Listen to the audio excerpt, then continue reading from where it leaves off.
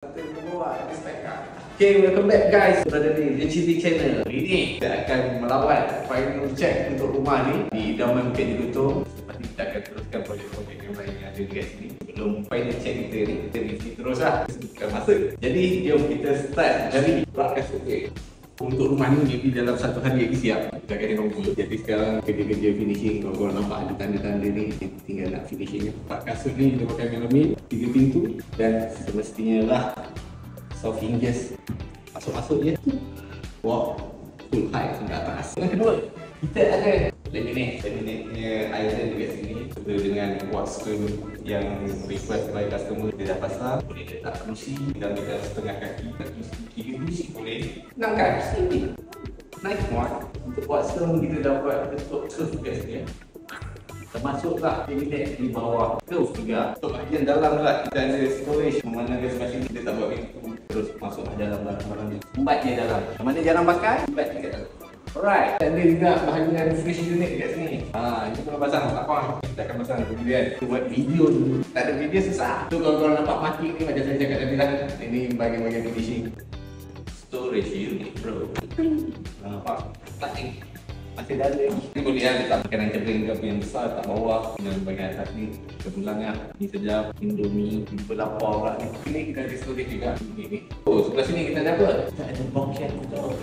Sana pocket door. Jadi bolehlah kita letak microwave ke oven ke. Akan letak dia punya power track kat dalam ni. Jadi bolehlah simpan kita tutup. Ada dalam tempat tu biar lah. Untuk bahagian atas masih sama. Ada storage. Bawah pun sama. Kalau korang boleh nampak kompartmen dia semua besar-besar. Jadi takkan ada barang di luar. Semua tersusun dengan rapi. Kalau tak rapi pun dekat dalam kabinet ni.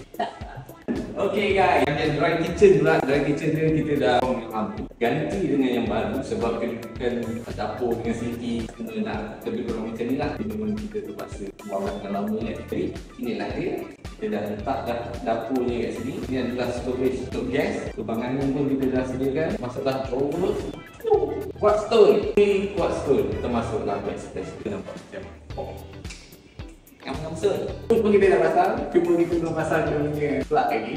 Dan atas ni kita ada ruangan kecil. Ialah nak letak lebat-lebatan. Atas pun di storage. Di stripe ni korang boleh nampak besar. Ada TikTok. Lepas tu TikTok kat atas. Ni nanti kita akan pasang dia punya kepala baik kat situ. Paling bawah ni aluminium. So kita buat kat area sini saja. Buat area sini yang paling bermasalah, yang mudah kena air. Okay, bila kita dah selesai, airnya pun dah, bak kasut pun dah, kita pun dah buat dah punya kita panggil bench untuk meja makan. Makan dia ada 6 seater, tapi mungkin dia akan beli meja dan kursi 3 je. Ini dah ada, khidmat roh. Apa yang nak pindah-pindah? Kita buat bench, kita buat sekali dia punya boleh bawa. Nah, bolehlah kita letak barang-barang apa. Ni pun kita buat tau, bukan kaleng-kaleng. Itu pun power, dia tak menjahit. Kita dah pakai SPC jam. Masuklah skirting dia. Ini memang cun-cun cleaner. Rumah pun kita dah cat. Cat kemauan dia dengan rumah dengan kabinet dengan SPC. Boleh. Kalau kita buat plaster ceiling, habis. Kita letak compartment, downlight, flat dengan plaster ceiling kat sini. Aksesori kipas pun kita dah pasang. Masuklah air dengan dining ni. Order beli kita pasang je. Lalu siap. Untuk bahagian ni kita dah tengah bahan lampu. Jadi kita dah pasang 3 color. Okay, untuk bahagian bilik. Sorry, ni lampu. Lampu toilet itu. Okay. Untuk lampu bilik master, kita pun bilang dah sampai. SPC pun kita dah pasang. Memang yang terbaik ni. Lampu cat pun dah clear. No problem. So bilik ni pun kita dah pasang SPC. Ini adalah barang-barang custom. Bilik 2 dan 3 dia tak adalah buat apa kan. Dengan SPC dengan cat. Cat ni pun dah naik. Kita ada pasang aksesori lain. Kita ada pasang dia punya. Kita dah buat dia punya wiring kan. Auto direct dia. Oh, lampu buka. Exhaust buka.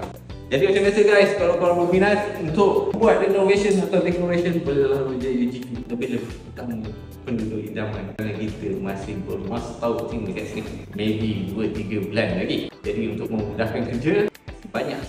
So, okay guys, jom kita ke rumah seterusnya. Let's go. Ingat UGV, top lifestyle. See you.